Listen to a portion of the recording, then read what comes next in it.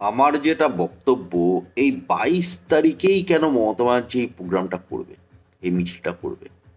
এটার উদ্দেশ্য তো এটাই। আরো তো অনেক দিন আছে। 21 তারিখ করতে পারতো, 23 তারিখ করতে পারতো। 23 তারিখ বলছে অন্য প্রোগ্রাম আছে, ঠিক আছে, 24 তারিখ করতে পারতো, 25 তারিখ করতে পারতো, 26 তারিখ যদি অন্য প্রোগ্রাম করে 27 তারিখ করতে পারতো। তো 22 তারিখে কেন করতে হবে এই মিছিলটা? এটা এক ধরনের রাজ্যের মধ্যে একটা খারাপ পরিস্থিতি তৈরি করার চেষ্টা, একটা উস্কানি ছড়ানো, একটা হিংসা ছড়ানো।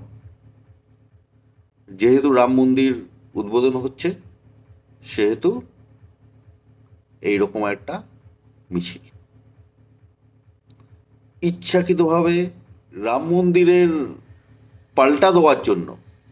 নিজে বলছে যে পাল্টা দিচ্ছে না, কিন্তু এটা পাল্টা। ঠিক আছে, রাম মন্দির উদ্বোধন হচ্ছে, এখন মমতা ব্যানার্জিকেও কিছু দেখাতে হবে। ঠিক আছে, তো এই করে দেখাচ্ছে। আর এই দেখাতে গিয়ে মানুষের মধ্যে বিভাজন ঘটাচ্ছে।